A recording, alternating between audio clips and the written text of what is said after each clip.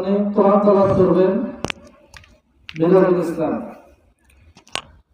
আসসালামু আলাইকুম ওয়া রাহমাতুল্লাহি ওয়া বারাকাতুহু। আউযু বিল্লাহি মিনাশ শাইতানির রাজীম। বিসমিল্লাহির রহমানির রহিম। يا أيها الذين آمنوا اركعوا واسجدوا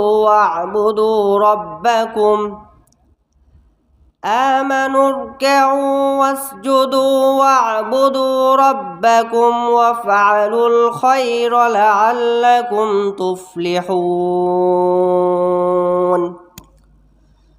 وجاهدوا في الله حق جهاده هو اجتباكم وما جعل عليكم في الدين من حرج ملة أبيكم إبراهيم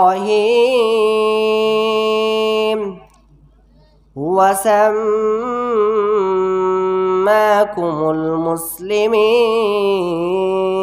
المسلمين من قبل وفي هذا ليكون الرسول شهيدا عليكم وتكونوا شهداء على الناس فأقيموا الصلاة وآتوا الزكاة واعتصموا بالله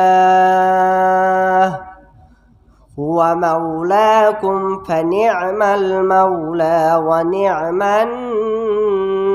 النصير. السلام عليكم ورحمة الله.